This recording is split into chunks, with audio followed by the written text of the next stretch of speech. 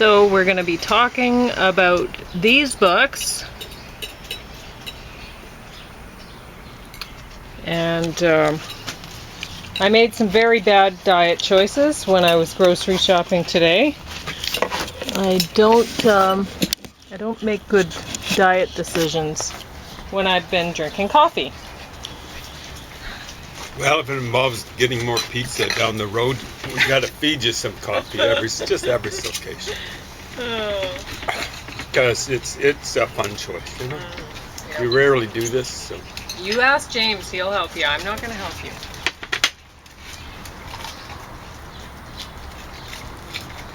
So I can feed them a little pepperoni here and get bigger? Yeah, I put it on the... So I'll give them a couple of pieces each. And... See what was happening is I went to get blocks of spinach because I could store it in the freezer. It's really easy for me. And I think it's relatively healthy. It's not as healthy as the stuff right off of the produce section, but to me it tastes better. So what can I say? What can I do? It's actually pretty tasty. Mm-hmm. Anyway, so I went to get the blocks of spinach, and you know how at this time of year, a lot of the time they'll blow out some of the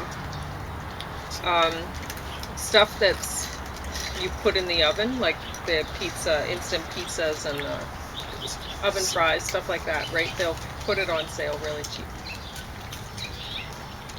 So they were. So this pizza was $1.44. Angel?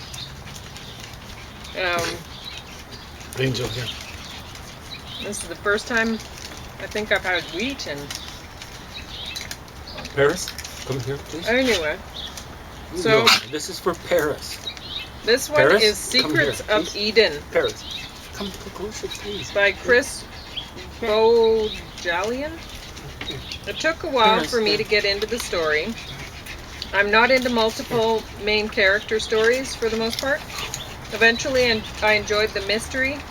I guess the killer right away, once I was aware of that character.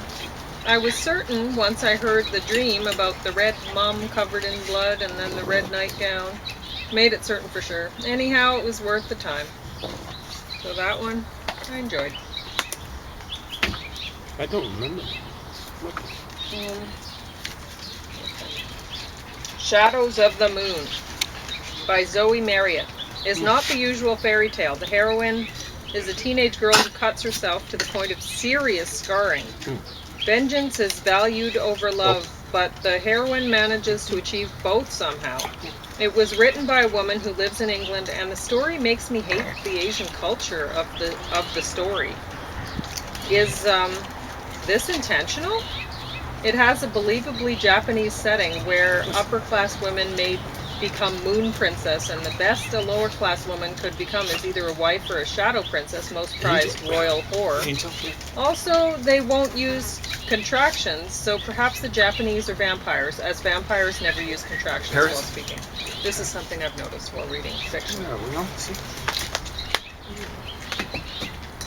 I was joking, of course. Not about reading fiction, I was joking about vampires. Anyway. Because It Is My Blood by Gabrielle Zevin is poorly written and poorly read. It is a story set in the future, a future where chocolate is illegal in the U.S. The dealers bribe politicians and feel justified packing around weapons, even though that is also illegal. I did enjoy the part about chocolate pre-production, growing the plants and harvesting the beans. The author doesn't mention cocaine, but really, this is about that, meshed with the public demand to legalize marijuana. A club is opened at the end of the story, and it isn't called the Coca Cabana. There. You figured that out, eh? You could make that Coca Cabana. You could. Yeah, yeah. But I have way wittier club names. I come up with really creative things. I should stick them in books. Can we talk about our new club? No, not right now. Okay. Artemis Fowl, The Arctic Incident by, I don't know how to pronounce that name, Oyen Golfer. This story is short. That's the best I can say for it. The main character is male, but has the name of a goddess. Maybe it's a boy Artemis, named yeah. Sue sort of idea. Mm-hmm. The narration was professional. I can't understand what attracted teen boys to this series. It is so bad. It's bad, underlined, action-adventure. And the characters are trolls and pixies. Not interesting, even with such creatures. So bad. Pixies, yeah. Yeah. Rebel Angels by Libba Bray. I think I listened to another story with these characters before, perhaps watched a movie. I wasn't thrilled with the last one. Still, it wasn't a drag listening to this either. It's just a bit too Victorian, I guess. I don't tend to like that. Are you hungry? You are. Stuff set in that period. This, oh God, this is so good. Wild Rover No More by L.A. Mayer is a truly dreadful story with an even more dreadful reader. She shouldn't have done the accent, perhaps. It's so bad. How can I even make it through a single disc of this? I doubt any discs will skip since no one would have bothered to listen to it. Somehow I did get through it. It was awful. You remember that one, right? I remember you being... particularly I think I can remember that one. I don't know. She was just terrible. Squire by Tamora Pierce. I've listened to another of this woman's awful audiobooks recently. I hate Japanese culture even more after I listened to her books that are... I understand. She's talking about culture, so don't get on high horse. That are obviously meant to be set in Japan, so my guess is she pretends to admire the culture and truly detests it. This was work to get through. So bad.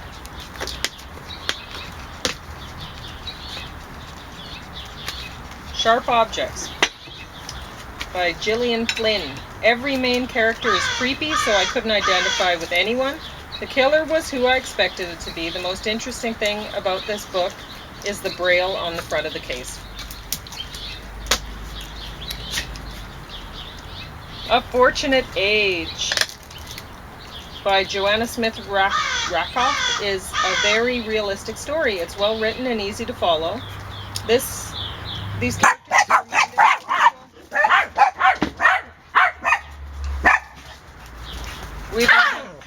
Stop that. No. What? We've encountered in our college age. Stop it. Oh, probably about the pizza. There's something up there.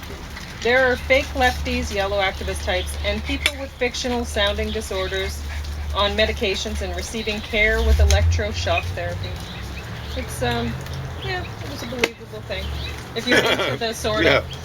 Oh, there's lots of fake lefties out there, full gauches, is that what they call it? Free Range Kids by Lenore Schemazzi.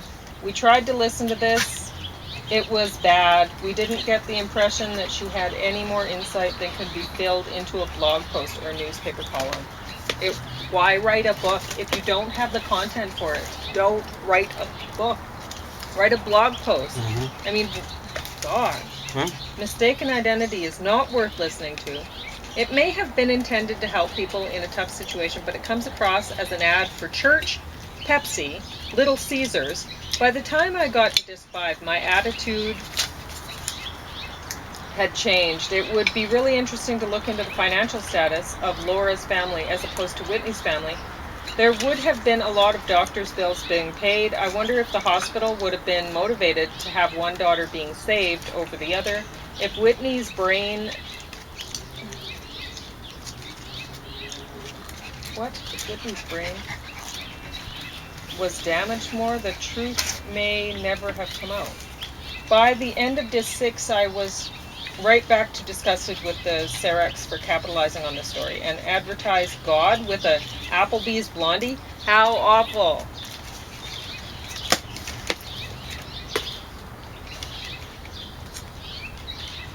Bad Mother by Eilert Waldman is entertaining to listen to. It's also educational since she lays a lot of truth on the listener.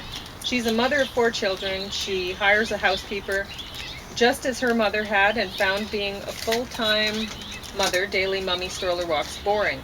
Most of her housekeepers have been women that even make her bed for her. In short, she is an aristocratic mother, which means she really only does the work part-time. She's overwhelmed and has sex with her husband. No, she's overweight and has sex with her husband. Yes, she is not a bad mother, since she, like her own mom, is teaching her children to keep servants. Or yes, she is a bad mother, I think. Yeah. Since she's teaching her children to keep servants to do the jobs to care for themselves, i.e. contract out the job of mother. She cooks by ordering in. She can't even feed herself and her own family. So her hired mothers don't have the time to mother their own children. So this bad mother and her husband doubled the world's population since they each had 2 children to replace each one of themselves. They increased the problem of raising servant, keeping aristocrats, and keeping more poor, neglected kids of their slaves. Creating more of their slaves. Because they don't have the time to care for their own kids, because they're caring for them. She tells a story about her abortion and how hard it was for her to do. Consider abortion fully. Anything less is hypocritical, a selfish abnegation of reality and responsibility. I disagree. When people decide to have a child in an overpopulated world, it is selfish and irresponsible. People need to stop convincing themselves that choosing to give birth is a saintly act. If those choosing to have a baby aren't certain that they will be a full-time mother for that child, they shouldn't have that baby. People who need to hire mothers to parent themselves, cook and clean up after them, shouldn't have babies unless they're surrogates. There you go. That's how I feel about it. The Living Blood is a stupid book. It's like a vampire story that lacks any romantic notions. It goes on and on. I got a lot of spring cleaning done while it played. Fauna is a dream child. Every parent has such hopes for their toddler.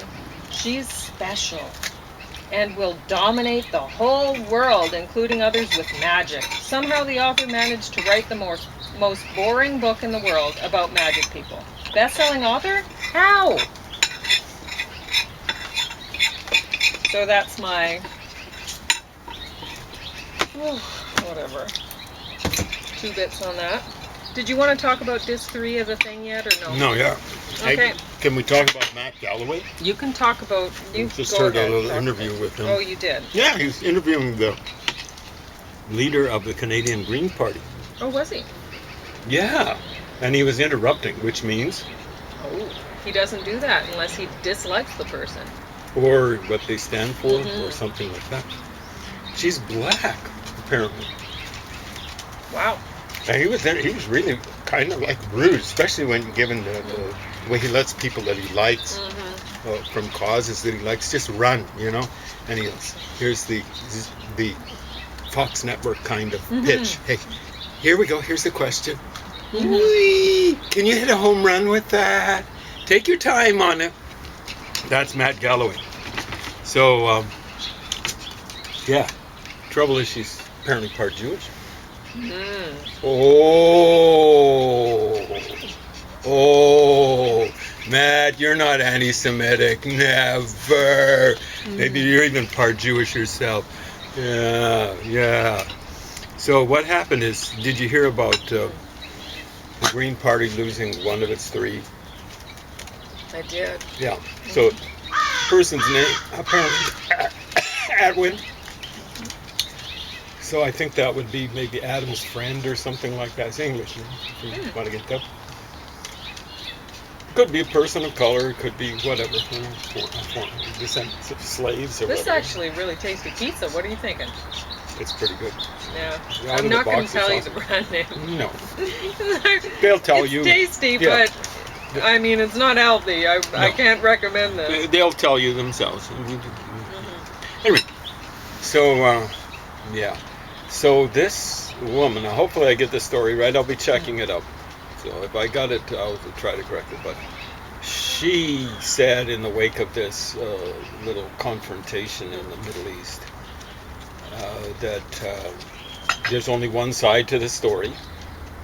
and that something like mentioned something about apartheid. So as soon as someone mentions something about apartheid, you know which side they're on. And it's funny. It's a little bit like saying, "Hey, the reserves in Canada are apartheid," because you know, like you can't go and live there if you're not of, at least if you're of Mayo, if you're not of extraction. You guys should sit in the shade. So, you know, like, let's get a few things clear, okay? Like the real Europeans in that area, from the research that Egyptologists have done and stuff like that, are, let me see, what do they call the Palisette? They call them, they say, here's how they describe the Palisette, who pretty well anyone would agree, I don't necessarily, are Palestinians, okay? Or Philistine, or Palashtu as they were called, or Palestine as they're kind of called by Arabs nowadays. Palashtu by Assyrians back in the day, like 700 BC. Here's the Egyptians. This is kind of, what is it? I believe it's carved in stone. Medinet Habu, Ramses III, the Egyptologists would date it to roughly 1200 BC. It's really dated roughly, well, it would be exactly or 712 BC, but that's a different issue. The Great Green, and the way the Egyptologists translate that, is the sea. Trembled in its limbs and vomited up the peoples of the sea. Included in the peoples of the sea, they come from the sea. They don't come from the coasts of Asia or stuff like that. Vomited up the peoples of the sea. That includes the Palisette, the Palestinians. Okay, so they're going, oh, where are they? The Palisette. The two guesses for where they came from are Crete. Well, that's part of Greece right now. It's part of Europe right now. At least technically speaking, it's an island. Or else, not even the Peloponnese, but kind of northern Greece. Oh, that's the mainland of Europe. The Palestinians are Europeans. They're Europeans. We've got the Assyrian records. And the Egyptians, incidentally, talk about Israel, and they talk about them. This is a little bit before Ramses III. It's Merenptah or Merneptah, and it's in his 5th year. And he says, as for Israel, his seed is not. Well, he was wrong. Israel's still around. But yeah, so Israel is mentioned as an entity outside of the Bible. You gauchos have been going around lying to yourselves, and what's worse, I don't care if you lie to yourselves, just keep it zipped. But you lie to other people, and you lie about your degree of confidence in your little lies, the way you fool yourself. Oh, I'm absolutely sure. I haven't done the research, and that's why I'm absolutely sure. So, Jews are located by the Assyrians? The last conflict was obvious. Anybody who was paying attention, I mean,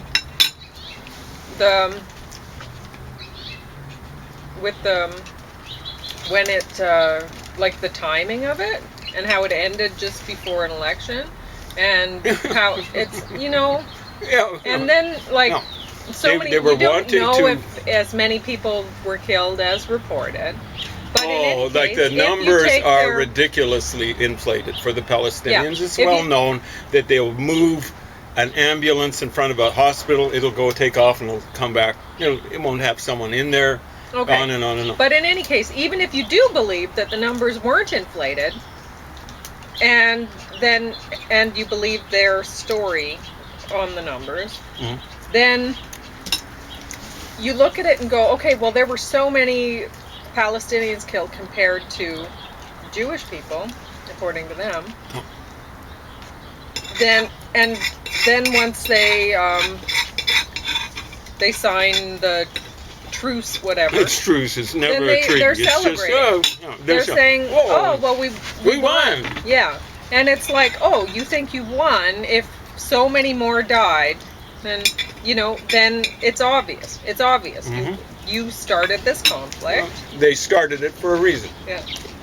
Mahmoud Abbas, who is a horrible, horrible person. He's a Nazi commie. He's a guy with a commie organization, but with pan-Arab nationalism. I don't care if it's pan-Arab, pan-African, pan-Turkic, pan-German. Pan-German nationalism is Nazism. It's Nazism. But it's got communist organization. He's a horrible, horrible, horrible brute. But he was scheduled to have elections. I think the first elections in 15 years. Wow. He's taken a little while there. I mean, it's too long when it's 5, even 4 years between elections. It should be every year. These scumbugs, Democrats, whatever, should have to go to the polls. But there you go, 15 years. And what the Hamas, apparently they were going down in the polls. They want to win in the West Bank. They control Gaza. They keep on saying Israel does, but come on. Now, if Israel really controlled Gaza, you wouldn't see all these rockets coming out of Gaza into Israel. Enough said. QED, Quad Era Demonstrandum. But you've got these guys, they knew they were going down in the polls, and they're going, geez, we're not going to win in the West Bank. How do we do this? How do we make Mahmoud Abbas look bad? I know, we'll attack Israel. And we'll look like the good guys, even though we've initiated the attack and stuff like that. Wow, that's awesome. So they initiated the attack. Then they make up casualty numbers, and they probably get higher casualty numbers. Jews have to protect themselves. Everyone has to protect themselves. When you launch from civilian areas, when you launch from civilian buildings, you're committing a war crime. Hamas commits mass war crimes that way. They'll be launching from, if there's the UN so-called peacekeeping forces, they'll launch from behind the UN, and then when Israel responds, the UN will get on the horn to Israel. Hey, what are you doing?